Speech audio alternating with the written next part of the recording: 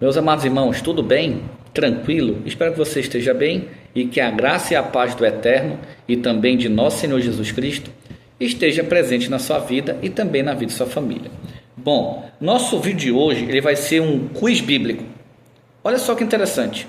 Eu separei umas perguntas e a Bíblia, somente a Bíblia, irá nos dar a resposta. Vamos para a primeira pergunta? Vem comigo. A primeira pergunta é a seguinte: segundo a Bíblia, apenas a Bíblia, quem é Deus? Que coisa interessante, não? Vem comigo.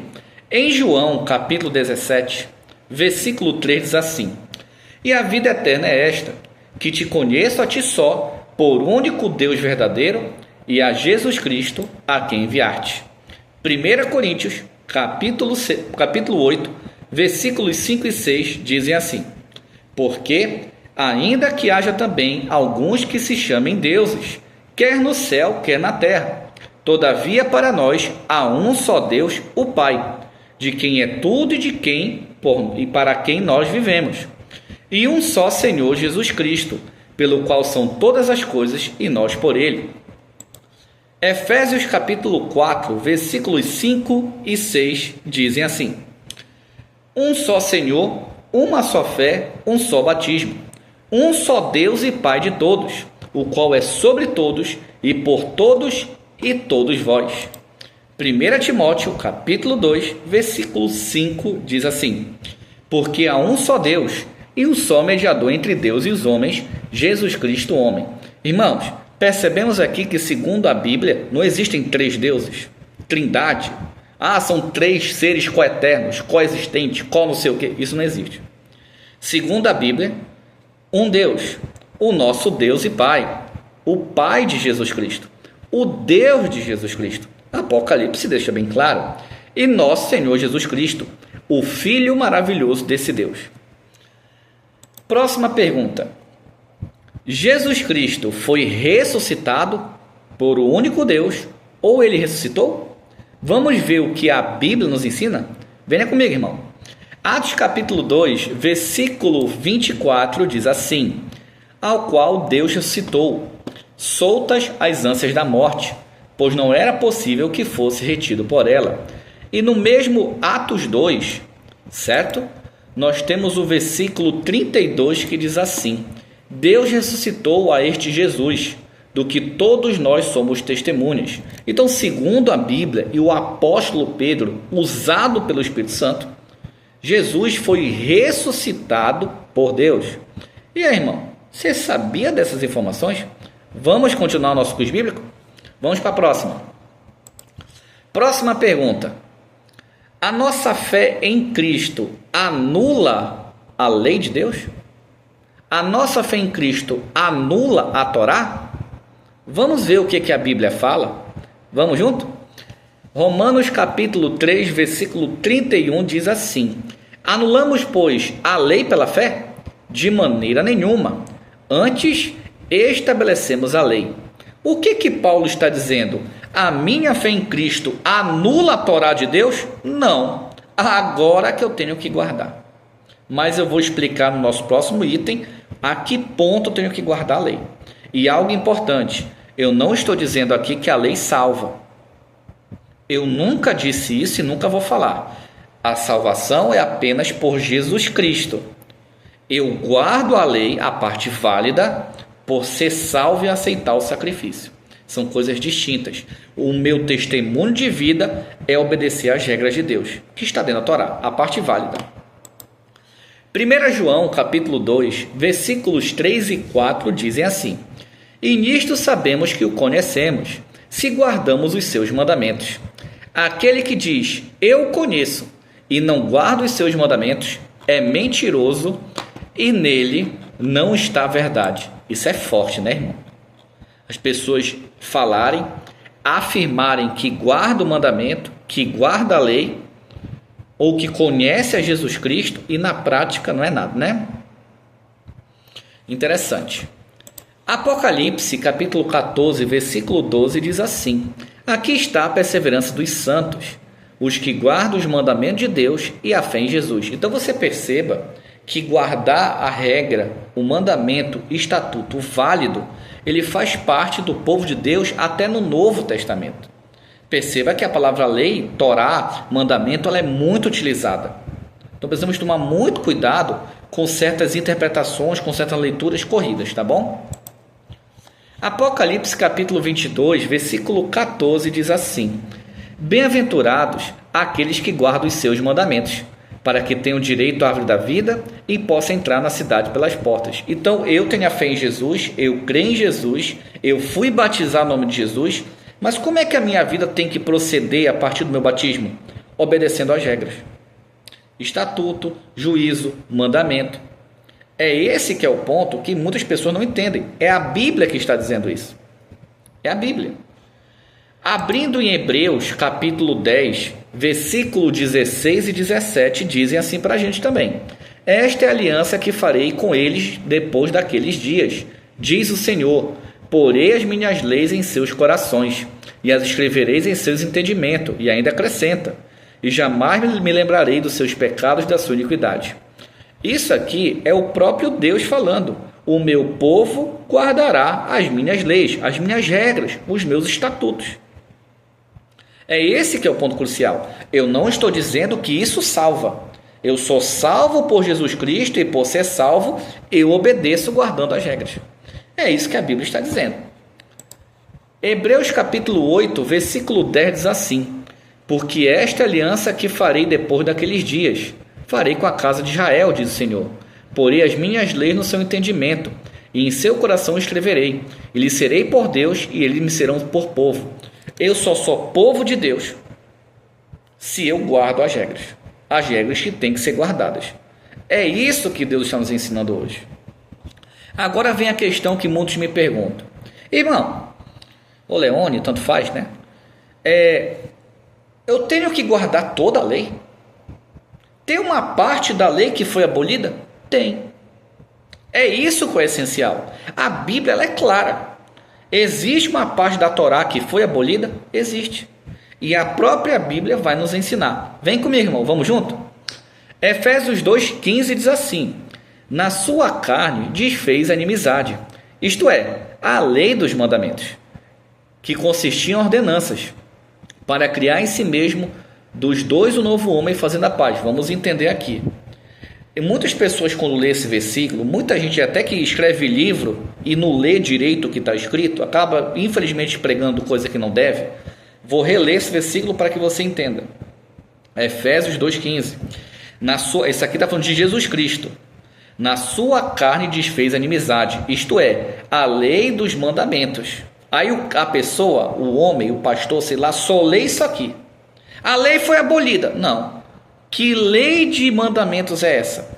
Que consistia em ordenanças.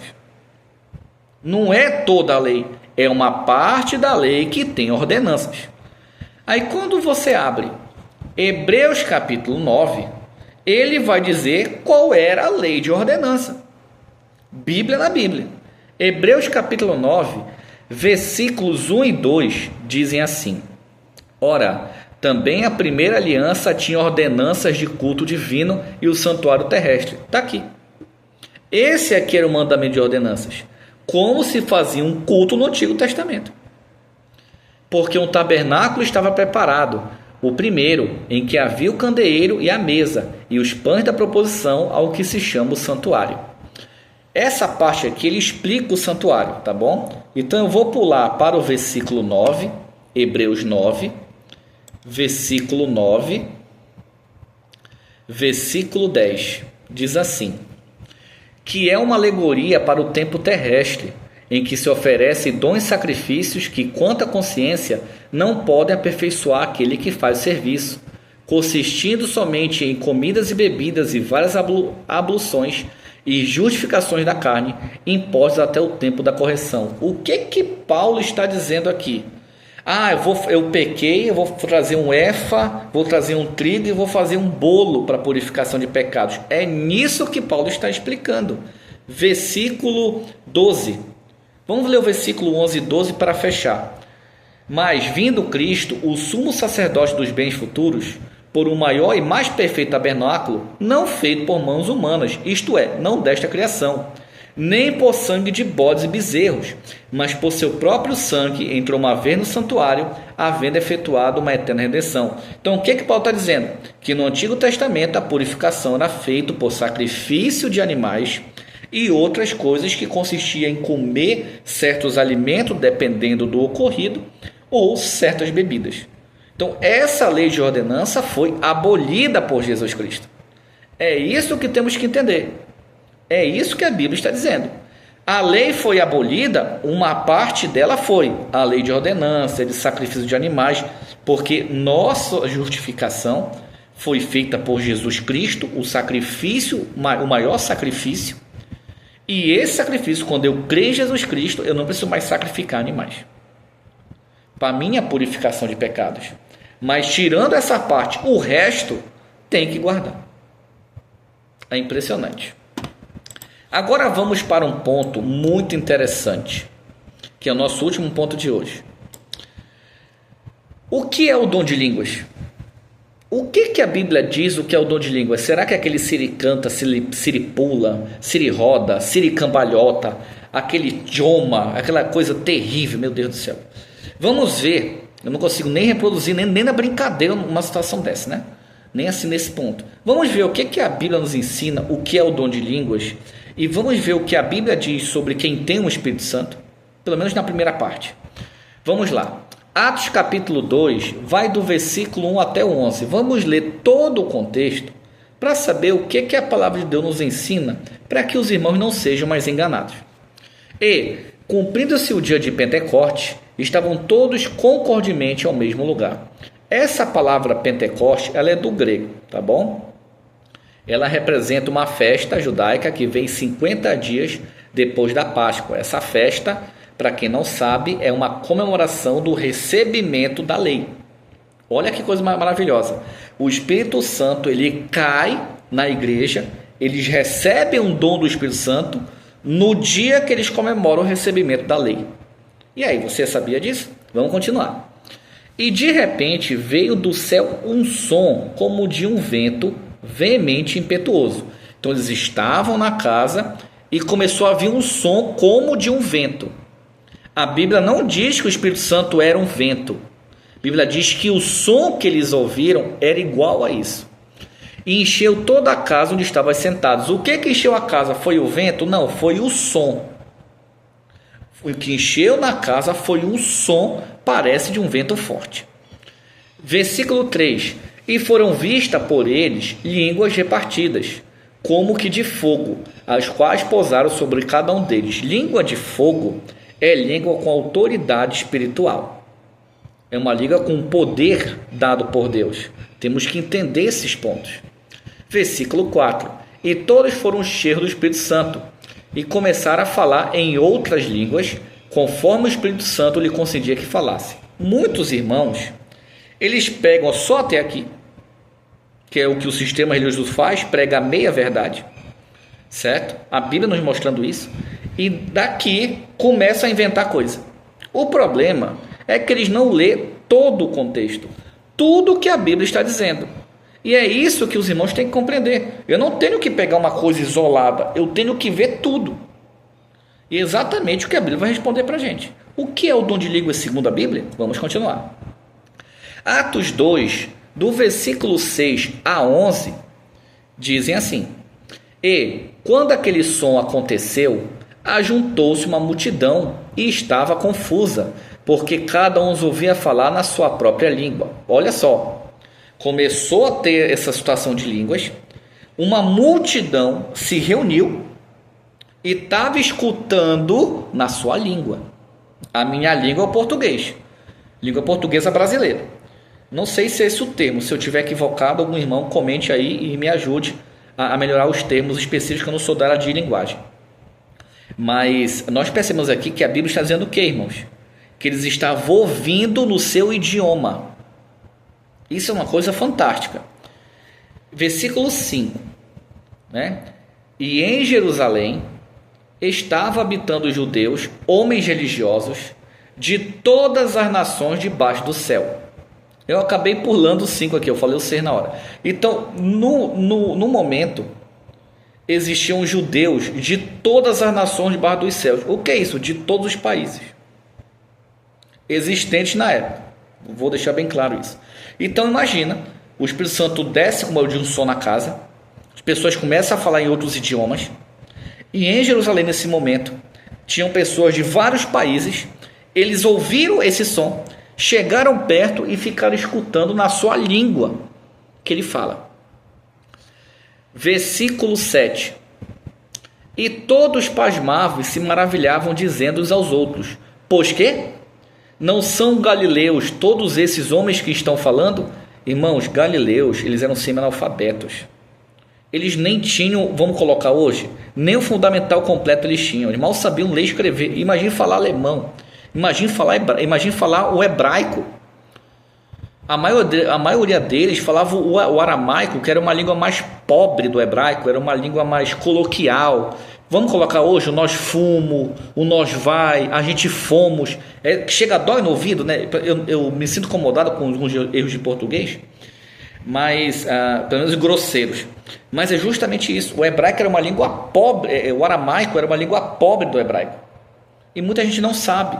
E vamos continuar. Versículo 8. Como, pois, os ouvimos cada um na nossa própria língua em que somos nascidos? Eu sou nascido no Brasil, minha língua é brasileira, língua portuguesa brasileira, eu acho que esse é o termo. Quem nasce nos Estados Unidos, qual é a língua, irmão? O inglês. Quem nasce na Espanha, qual é a língua, irmão? Espanhol. Quem nasce na França, qual é a língua, irmão? Francês. Então, o que estava acontecendo aqui, eles não estavam rodando, parece um peão da casa própria, eles não estavam labachura, se ele canta, se ele pula, se ele roda, se ele não sei o que, não estavam falando isso. Eles não estavam agindo feito maluco. Eles não estavam agindo de maneira desordenada. Eles estavam pregando em outros idiomas. Vamos continuar. De onde esses homens eram? Atos 2, versículos 9, 10 e 11 dizem assim: somos partos, medos, elamita, os que habitam na Mesopotâmia, Judeia, Capadócia, Ponto e Ásia e Frígia e Panfia, Egito e partes da Líbia, junto a Cirene, os forasteiros romanos, tanto judeus como prosélitos, cretenses e árabes. Esses homens estavam ouvindo a pregação do evangelho no seu idioma. É por isso que você tem que tomar cuidado, irmão, para não ser enganado. A Bíblia é a verdade. Você pode congregar onde você quiser, você pode frequentar o culto onde você quiser, mas a Bíblia é a nossa verdade. O dom de línguas não é você ficar rodando, siricando, se jogar no chão, não. Essa entidade, esse ser que as pessoas estão achando que é Deus, não é. É o ser que está dentro da Umbanda, que está dentro do Candomblé, os orixás. As pessoas estão adorando os orixás, né? Nada contra. Eu estou explicando a parte histórica, porque se você vê um culto de uma igreja evangélica e você for eu não sei qual é o nome que vocês chamam de culto, eu não conheço o termo, se ele for no candomblé, você vai ver que a ideia espiritual é a mesma, não tem diferença. Até onde eu sei, o nosso Deus tem uma regra e os orixás têm outras regras. São regras diferentes de culto, são regras diferentes de várias situações. Então nós que seguimos a Bíblia, que somos cristãos, temos que obedecer a Bíblia. Então infelizmente é isso que está acontecendo. Tem muitos cristãos sinceros com Deus que acham que estão servindo a Deus e estão sendo enganados e servindo orixás. Nada contra. Estou explicando o que a Bíblia comenta, o que muita igreja evangélica faz e que eles acham que servem a Deus, mas eles estão servindo orixás. Nada contra. Cada um segue quem quiser, perfeito. Eu tenho amigos da Quimbanda, da Umbanda, amigos meus, alunos meus também. A gente é amigo, a gente se respeita, mas só estou explicando. Não quero que você leve a mal, tá bom? O versículo 11 continua. Todos nós temos ouvido em nossas próprias línguas falar das grandezas de Deus. Então aqui eles estavam pregando o evangelho em outros idiomas. E qual é a característica principal de quem tem o Espírito Santo? O que a Bíblia comenta? Muito simples. Gálatas capítulo 5, versículos 22 e 23, que dizem assim: mas o fruto do Espírito é amor, alegria, paz, longanimidade, benignidade, bondade, fé, mansidão e domínio próprio. Contra essas coisas não há lei. Irmãos, que possamos ter aprendido um pouco desse quiz bíblico. Que Deus abençoe os irmãos. Até o nosso próximo quiz. Um ósculo santo a todos.